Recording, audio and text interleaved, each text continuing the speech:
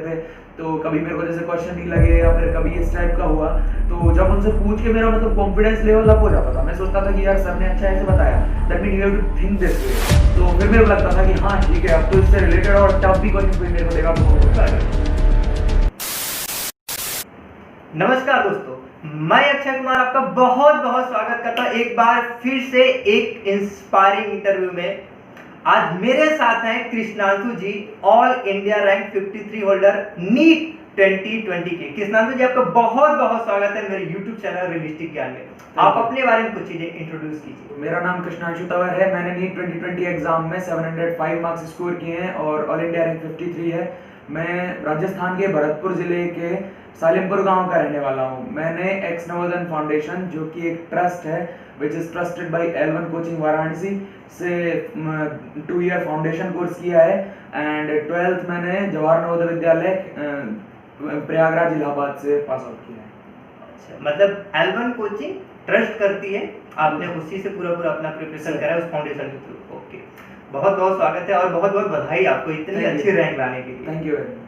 और मैं आपसे एक चीज पूछता हूँ कि जैसे आप अचीव किए इतने बेटर रैंक, तो आप अपनी सक्सेस का श्रेय किसको देना चाहेंगे? आप खुद लेना चाहेंगे, टीचर्स को देना चाहेंगे, अपने पेरेंट्स को देना चाहेंगे, किसको देना चाहेंगे? मैं मेरी सक्सेस का श्रेय मेरे पेरेंट्स, मेरे टीचर्स, क्योंकि एक क्या है, कॉम्बिनेटिव रोल होता है सबका, कंबाइनिंग।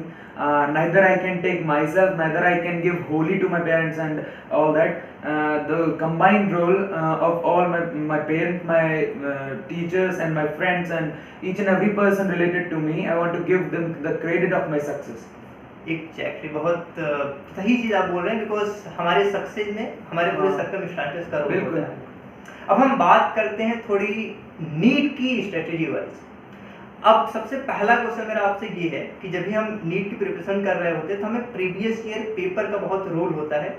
तो आपने कितने साल के प्रीवियस ईयर लेकर पेपर लगाए थे, और सबसे इंपॉर्टेंट चीज आपने कैसे लगाए थे और कैसे हमें लगाना चाहिए प्रीवियस ईयर पेपर को? बिकॉज बहुत लोग रिकमेंड करते हैं हमें प्रीवियस ईयर पेपर लगाने चाहिए। आपने कैसे लगाया था और कैसे करना चाहिए प्रीवियस ईयर पेपर? तो जनरली 31 ईयर्स के अभी पेपर, 32 ईयर्स, 33 इस टाइप से आते हैं अभी तो पेपर्स। तो मतलब आप अरिहंत के कर सकते हैं, MTG के कर सकते हैं। मैंने पर्सनली MTG के सॉल्व किए थे। तो मतलब प्रीवियस ईयर पेपर का बहुत ज़्यादा इंपॉर्टेंस होता है। तो उसमें मतलब मैं ये कहना चाहूँगा कि उससे आपका क्या है, एक फ्लो टाइप का बन जाता है। जैसे जो आप एग्जाम दे रहे हैं, नीट एग्जाम दे रहे हैं, तो उससे आपको पता चलता है कि हाँ ये इस एग्जाम का ये फ्लेवर है। तो आप क्या है कि उसी के फ्लो में आने लगते हैं। और फिर आपको क्या है कि कई बार क्या है, डिप्रेशन होता है टफ क्वेश्चन सॉल्व करके, लेकिन जब आप नीट के लेवल पे आते हैं तो आपको लगता है कि हाँ मैं सॉल्व कर रहा हूँ और मेरे अंदर पोटेंशियल है कि मैं नीट क्रैक कर सकता हूँ। और रही बात आपकी जो मतलब दूसरा जो क्वेश्चन आपने पूछा कि किस टाइप से सॉल्व करनी चाहिए, तो उसमें मैं कहूँगा कि आप नोटबुक जो भी है आपकी, या फिर आप OMR ले सकते हैं। उसमें आप 1 से लेकर जितने भी लेट अस सपोज कि जिसके कोई चैप्टर के 70 क्वेश्चंस दिए हुए हैं, तो आप 70 क्वेश्चंस नोट डाउन कर लें, अपने साइड में घड़ी रख लें, उस पर आप टाइम को मतलब पहले से ही डिसाइड करके रखें कि I have to solve these in either 60 minutes, either 70 minutes, whatever time you want to take, you should reduce this although. तो मतलब इस टाइप से आप टाइम को मतलब टाइम आपको पता होना चाहिए, इतने टाइम में मेरे को सॉल्व करने हैं पूरे के पूरे पेपर्स, और आंसर्स आप लास्ट में चेक करें आपने कितने सही किए हैं, फिर उसका एनालिसिस करें। एनालिसिस करने के बाद उसे आप कहीं ना कहीं नोट डाउन कर लें फॉर फ्यूचर रिवीजन। एग्जैक्टली, आप जो तरीका बता रहे हैं कि हम क्वेश्चन देखें, देन आफ्टर कोई उसका आंसर भी हम लिखते चले, ये आंसर इस क्वेश्चन का, आंसर इस क्वेश्चन का, देन आफ्टर हम फाइनल में मैच करें। ये नहीं कि क्वेश्चन देख रहे हैं आंसर देख रहे हैं, क्वेश्चन देख रहे हैं आंसर, ये नहीं करना हमें। ओके, ये बहुत अच्छी स्ट्रेटजी आपने बताई है। डेफिनेटली यही चीज आपको लोगों से अलग बनाती है और टॉपर बनाती है। अब थोड़ी और बातें करते हैं हम सब्जेक्ट वाइज, बिकॉज जब भी हम प्रिपेयर कर रहे होते हैं तो नीट में, जैसा कि मैं भी जानता हूँ, 3 सब्जेक्ट होते हैं, फिजिक्स, केमिस्ट्री एंड बायोलॉजी। तो अब मैं बात करता हूँ सब्जेक्ट वाइज। आपने स्पेशली, और एक चीज मैंने नोटिस करा आपके रिजल्ट में, फिजिक्स में भी 180, केमिस्ट्री में भी 180, ये बड़ी अच्छी बात है। तो आप सब्जेक्ट वाइज स्ट्रेटजी बताइए। सबसे पहले फिजिक्स के बारे में बात कीजिए, आपने फिजिक्स को कैसे प्रिपेयर करा था? तो स्ट्रेटजी की मैं बात करूं तो स्ट्रेटजी का रोल बहुत ही ज़्यादा है आपकी प्रिपरेशन के दौरान। यदि आप बिना स्ट्रेटेजाइज्ड वे में आप यदि कोई भी सब्जेक्ट को प्रिपेयर कर रहे हैं या फिर किसी भी कॉम्पिटिटिव एग्जाम के लिए आप प्रिपेयर कर रहे हैं, तो आप सफल उसमें नहीं होने की प्रोबेबिलिटी बढ़ जाती है। तो मतलब स्ट्रेटजी की मैं बात करूँ स्पेशली फिजिक्स सब्जेक्ट के लिए, तो फिजिक्स में आपकी स्ट्रेटजी मतलब क्या होनी चाहिए कि सबसे पहले आपको जो टीचर्स पढ़ा दें आपके, एक बार आपके टीचर्स के आपने लेक्चर लिए, उसके बाद फिर आप जो भी मतलब कोचिंग का मॉड्यूल सॉल्व कर सकते हैं आप, उसके बाद आपको एक रेफरेंस बुक अपने पास रखनी चाहिए, उस रेफरेंस बुक को आप सॉल्व करें, देन आप प्रीवियस ईयर पेपर्स पे आएँ, फिर आपके बाद आप जेईई मेंस के प्रीवियस ईयर पेपर्स तक अपने लेवल को इनहांस करें।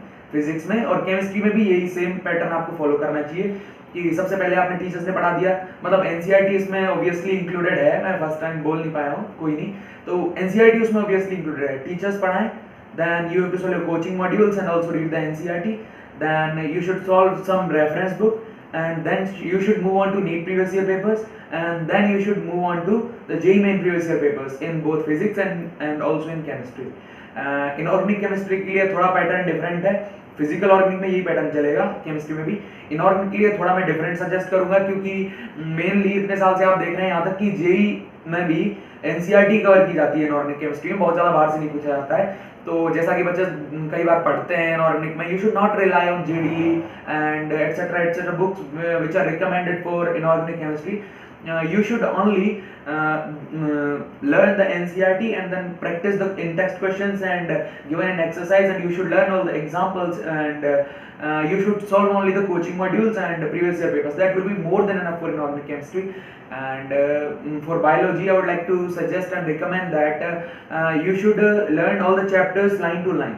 At the last time when there is 1 month left or आपके पास बहुत थोड़ा टाइम बचा हुआ हो पेपर से पहले, उस टाइम तक आते आपको इतनी प्रैक्टिस कर लेनी है बायोलॉजी की कि आप एक एक लाइन बोल पाए। आपसे कोई कहे तो जैसे कि हाँ, आपसे कोई कहे उस टॉपिक में क्या लिखा है, तो मतलब जस्ट आप लाइन ना बोलें, जस्ट रटने वाला नहीं बोल रहा हूँ, जस्ट आपको कॉन्सेप्ट पता हो जाए कि बहुत बार आपको रिवाइज कर लेना है बायोलॉजी के। बिल्कुल। और मैं इसमें थोड़ा और भी ऐड ऑन करना चाहूँगा कि यहाँ पर आपको क्या है कि समरी वाला जो पार्ट है उसको कई बच्चे मिस कर देते हैं, और जो वहाँ पे जो साइंटिस्ट वाला जो पार्ट दिया गया है तो उसको भी स्पेशली बायोलॉजी में कवर करें। तो ये स्ट्रेटजी, मतलब कई बार तो वहाँ से क्वेश्चन फ्रेम हो जाते हैं। बिल्कुल बिल्कुल, बहुत शानदार क्वेश्चन फ्रेम हो जाते हैं वहाँ से कई बार। ओके, अब जैसा एक क्वेश्चन मेरा और आपसे है कि जैसे आपने बात किया कि फिजिक्स पढ़ रहे हो तो भी प्रीवियस पेपर लगाने हैं, और केमिस्ट्री पढ़ रहे हो तब भी लगाने हैं, बायो पढ़ रहे हो तब भी लगाने हैं।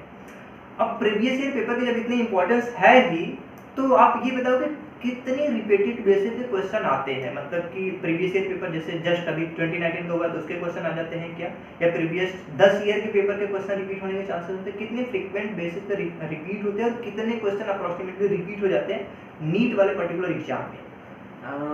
मैं इस बात के लिए ये बोलना चाहूँगा कि एग्जैक्ट रिपीटेशन नहीं बोलेंगे अपन उसे, just concept repetition. For physics में यदि मैं बात करूँ तो फिजिक्स में जनरली क्वेश्चन सेम टाइप के होते हैं। आप जैसे आप बात करते हैं, जैसे रोटेशनल मोशन की बात करते हैं, टॉर्क है, टॉर्क के बारे में एक ही टाइप का क्वेश्चन वो पूछेगा, मतलब उसमें कहीं पे फोर्स लगा होगा, डिस्टेंस दिया होगा, तो you should do the respective calculations. तो इसमें क्या है कि मतलब क्वेश्चन वो घुमा वैसे नहीं सकता है, सिर्फ वैल्यूज चेंज कर देगा, तो आपको वही टॉर्क में आर क्रॉस एफ करना होगा जो नॉर्मली जानते हैं। तो वही वाला जो कॉन्सेप्ट है, बस आपको कॉन्सेप्ट पता होना चाहिए, वैल्यू आपको वो वैल्यू मैनिपुलेट करके इधर उधर करके दे देगा। केमिस्ट्री में भी वही सीन है। बायोलॉजी में क्योंकि अब एनसीईआरटी का ट्रेंड हो रहा है, मतलब जो ट्रेंड हम देख रहे हैं बायोलॉजी की एनसीईआरटी से, तो मुझे लगता है कि रिपीट होने के चांसेस आगे और भी बढ़ते हैं, और अब तक भी क्वेश्चंस रिपीट होते रहे हैं। एग्जाम्पल्स वगैरह स्पेशली बहुत इंपॉर्टेंट होते हैं, उनसे रिलेटेड जो जैसे मॉर्फोलॉजी बहुत एग्जाम्पल है, तो उसमें क्या है कि क्वेश्चंस रिपीट होते रहते हैं, क्योंकि क्या है उसमें एग्जाम्पल देंगे, आपको पूछेंगे कि हाँ इस एग्जाम्पल का मतलब इस चीज से रिलेटेड कौन कौन से एग्जाम्पल है, तो वो उस टाइप के क्वेश्चन रिपीट होते हैं ऑब्वियस है। एग्जैक्टली, मतलब क्वेश्चन की जो कॉन्सेप्ट है वो कॉन्सेप्ट रिपीट होता है, वैल्यू चेंज करी जाती है।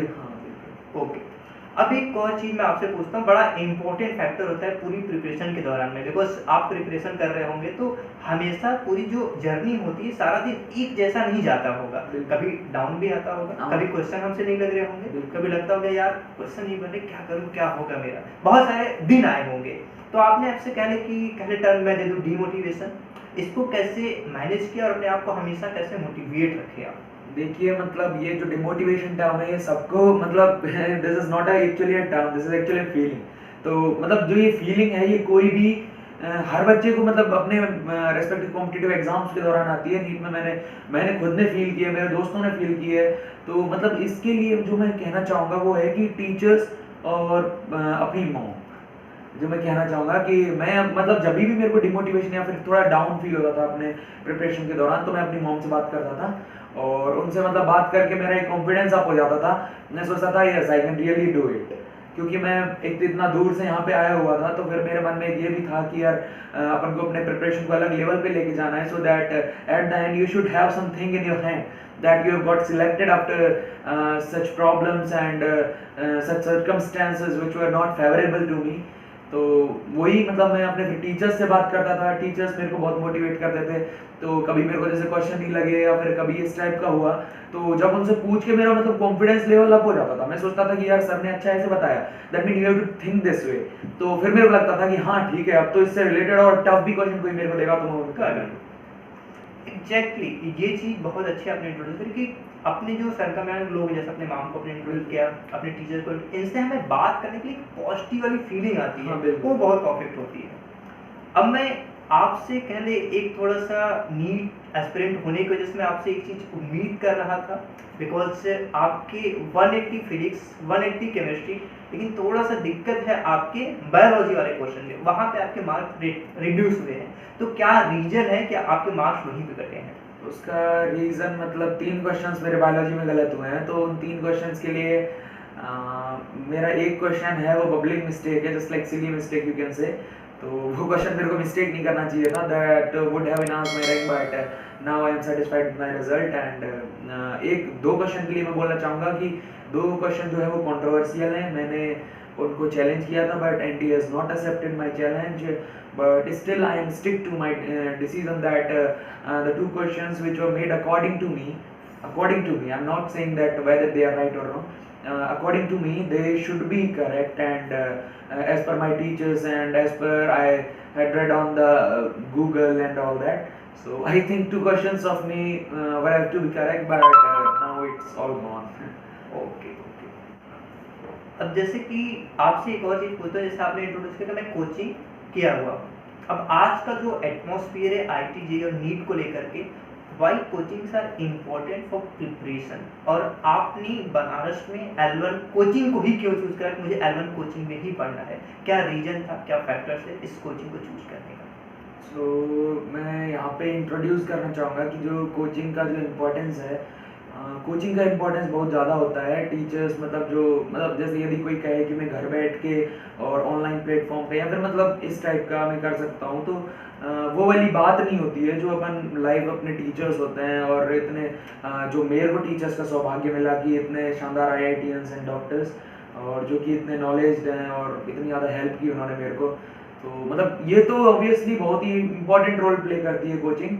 और बाकी मतलब देखिए ये अपन नहीं बोल सकते कि बिना कोचिंग के नहीं निकाल सकते बच्चे। कोचिंग का इंपॉर्टेंस बहुत ज़्यादा है मानता हूँ, बट स्टूडेंट्स जो सेल्फ मोटिवेटेड हैं और जिनके अंदर जुनून है इस टाइप का, वो बिल्कुल निकाल सकते हैं। बस कोचिंग आपको एक हेल्पिंग हैंड देता है, बाकी आपको स्टडी मटेरियल वो सब टीचर का मोटिवेशन मिलता है, वो सब है। तो कोचिंग इस कारण मैं बहुत इंपॉर्टेंट मानता हूँ। और रही बात L1 के थ्रू ENF ज्वाइन करने की, L1 कोचिंग ज्वाइन करने की, तो उसका रीज़न मैं ये देना चाहूँगा कि जब मैं वहाँ पे 10th क्लास में था, तो वहाँ पे हमारे सिलेक्शन टेस्ट हुआ था, शॉर्ट लिस्टिंग हुई थी। तो शॉर्ट लिस्टिंग के थ्रू मेरा यहाँ पे सिलेक्शन हो गया था, but I was not confirm that I am going to UP for such studies from the state which is the education hub called Rajasthan। So, but my principal sir said that there would be very good platform for the study, and your teachers will be super hard working, because he personally known here, and also the results of the coaching, previous performance of the coaching, and the spirit of the coaching, the teaching spirit, and all that about coaching he had known. So he convinced me that I would have to go there। Then यहाँ पे मेरा select करने के बाद, मैंने coaching select करने के बाद जो मेरे जो एस्पायर्स थे उनको मैंने बहुत ही ज़्यादा सही पाया है कि जो मैं वहाँ से सोच के आया था उससे भी काफ़ी ज़्यादा उन लोगों ने मेरी हेल्प की है। तो उनका एक हेल्पिंग हैंड हमेशा है। एग्जैक्टली। और जो आप बोल रहे थे कि वो वाली फीलिंग, आई थिंक कि जो टीचर्स होता है हमारा, जो फिजिकल उनका प्रेजेंस होता है, वो बहुत इनहेंस करता है हमें कहीं ना कहीं। That gives a more feeling about the studies of academics. Exactly. अच्छा, आप ये बताएं कि जैसे आपने L1 कोचिंग को चूज करा, तो जैसे बहुत सारी कोचिंग, जैसे आपने बात करा कि हब है कोटा जो मेरे पास में होता है राजस्थान से, मैंने उसको नहीं चूज करा, मैं यहाँ पे आया। तो क्या एग्जैक्टली एक मेन फैक्टर जो आपको दिखाओ कि नहीं मुझे L1 को ही चूज करना है? क्या एक स्ट्रॉन्ग फैक्टर था आपके लिए? स्ट्रॉन्ग फैक्टर वही मतलब जो टीचर्स का डेडिकेशन और वो जो मेरे को मतलब मेरे क्योंकि प्रिंसिपल सर पर्सनली जानते थे, मैं तो पहले से जानता नहीं था। तो जैसा उन्होंने मेरे को सजेस्ट किया, और फिर दूसरी बात ये थी कि मेरे को ऐसा वहाँ पे फील हुआ कि जितना कोटा में या वहाँ पे जाके मेरा क्लासरूम का माहौल होगा, उससे ज़्यादा अच्छा माहौल मेरा यहाँ पे आके हुआ, क्योंकि अलग अलग राज्यों से शॉर्ट लिस्टिंग करके बच्चों को यहाँ पे लाया हुआ था। तो मतलब अलग अलग राज्यों से शॉर्ट लिस्टिंग मात्र 3-4 बच्चे हर स्टेट से। तो मैंने सोचा कि मतलब माहौल भी मेरे को बहुत अच्छा मिलेगा, और वो यहाँ पे वो चीज़ थी भी, और कुछ हम इकोनॉमिक एस्पेक्ट्स को भी इंक्लूड कर सकते हैं। मतलब कोचिंग की फीस वगैरह को भी हम इंक्लूड कर सकते हैं। Okay, that's okay. अब आप हमें ये बताइए एक और चीज़, जैसे बीइंग ए टॉपर आपकी कुछ ऐसी चीज़ें होगी जो लाइफ में आप करना चाहते हो। पहले आपका ड्रीम प्रोजेक्ट क्या, ड्रीम क्या, आप क्या करना चाहते हैं? डेफिनेटली आप जाओगे एम्स दिल्ली में जाओगे, जहाँ कहीं भी आप जाना चाहते हो वहाँ डेफिनेटली आप पहुँच पाओगे। देन आफ्टर एक अच्छा डॉक्टर तो आप बन पाओगे ही पाओगे, लेकिन आप जो क्या आपका अल्टीमेट एम है कि मैं डॉक्टर बन के मैं ये करना चाहता हूँ, अल्टीमेट एम आपका क्या है? डॉक्टर मैं मतलब स्पेशलाइजेशन की थोड़ा बात करूँ तो I would like to go for neuro surgery. ये एक बहुत इंपॉर्टेंट फील्ड है। और दूसरी चीज़ कि मतलब ये मैं सिलेक्ट क्यों किया, तो उसमें एक तो मेरी मॉम को न्यूरो की प्रॉब्लम रहती है, तो I would like to treat her. And बाकी ये भी है कि मतलब मैं गांव की फैमिली से बिलोंग करता हूँ, from the background rural background actually. There the people are not that much economically sound that they can afford the hefty prices which is to be given to the hospitals and there especially. So I would like to have them the best health services in not that much price, or in general to especially my rural background people. I want to give them the medical services free. That's my dream. कि बहुत अच्छा आपका dream है कि because आप इस चीज़ को reduce करना चाहते हैं। बिकॉज नाउअडेज जो भी हॉस्पिटल इंडस्ट्री या हॉस्पिटल है बहुत ज़्यादा चार्ज करते हैं, टू मच अमाउंट, जितना हम बिल्कुल, उम्मीद नहीं करते उससे कहीं ज़्यादा चार्ज कर रहे हाँ, होते वो हैं। गांव में ये सब मैंने प्रॉब्लम्स जो देखी हैं वो मेरे को मोटिवेट करती हैं कि और अच्छा करने के लिए। ओके, अब मैं आपसे एक चीज़ पूछता हूँ कि जो भी व्यूअर्स अभी हमें देख रहे हैं, जो भी नीट के एस्पिरेंट है, आप इनको क्या मैसेज देना चाहोगे कि आप ये चीज़ करो तो आप अपना बेटर कर सकते हो नीट के अंदर या फिर एम्स के अंदर? मैं अपने जितने भी दोस्त नीट एस्पायरेंट्स हैं उनको मैं सजेस्ट करना ये चाहूँगा कि अपने टीचर्स को रिलीजियसली फॉलो करिए प्लीज़। एंड आप क्या है कि मोटिवेशन के सोर्स आप मतलब आपके पास हमेशा आप सेल्फ मोटिवेटेड रहने चाहिए, और मोटिवेशन के लिए आप अलग अलग बुक्स भी पढ़ सकते हैं, एजुकेशनल न्यूज़पेपर्स जैसे कि विद्या टाइम्स आता है, तो मतलब ये यहीं पे मैं मतलब पढ़ता था भैया। तो इसमें विद्या टाइम्स न्यूज़पेपर में क्या है कि मतलब मंथ में शायद 2 आता है, मंथ में 2 आता है, हाँ। And I paid for it, but that's amazing newspaper because it includes the questions of 11th and 12th NEET and JEE type, so I am very thankful to that also. तो बाकी मैं कहना चाहूँगा कि न्यूज़पेपर पढ़ें, motivated रहें। YouTube पे आप वीडियोस देख सकते हैं मोटिवेटेड रहने के लिए, संदीप माहेश्वरी और बाकी जितने भी मोटिवेशनल स्पीकर्स हैं। कोचिंग के टीचर्स को आपको बहुत ही रिलीजियसली फॉलो करना है, अपने पेरेंट्स के ऊपर विश्वास जताना है आपको। और बाकी मैं आपको बेस्ट विशेस देना चाहूँगा आपके नीट एग्ज़ाम के लिए, और जिससे कि आपका बहुत अच्छा हो और आप अपना जो डॉक्टर बनने का ड्रीम है उसको आप पूरा कर पाएँ। Best wishes to you all. Thank you so much Krishnanshu, आपने इनको इतनी अच्छी Thank you too. विशेष दी और इतनी अच्छी बातें हमारे साथ में शेयर करी। डेफिनेटली आपकी जो भी की पॉइंट है, आपकी जो भी स्ट्रेंथ है, जो भी चीज़ आप बताएं, सबको फॉलो करके जो भी हमें अभी देख रहे हैं एक अच्छा रैंक ले पाएंगे, एक अच्छी लाइफ स्टाइल ले पाएंगे, जो भी डॉक्टर बनने का ड्रीम है सब कुछ पूरा कर पाएंगे। बहुत बहुत धन्यवाद दोस्तों आप सभी का इस वीडियो को आखिरी तक देखने के लिए। और डेफिनेटली आप इन सारी चीज़ों को फॉलो करते हैं तो आप एक अच्छा रैंक जरूर लेके आएंगे। ऐसे ही इंफॉर्मेटिव कंटेंट, मोटिवेशनल कंटेंट, ऐसे ही लोगों को ला के मैं चैनल पे इंटरव्यू करता रहता हूँ, सो दैट आपकी मैं हेल्प कर पाऊँ। तो आप चैनल को सब्सक्राइब कर लीजिए, इस वीडियो को इमीडिएटली आप लाइक कर सकते हैं। मिलूंगा आपसे अगले किसी इंस्पायरिंग वीडियो में, तब तक अपना और अपना ख्याल रखिए। जय हिंद।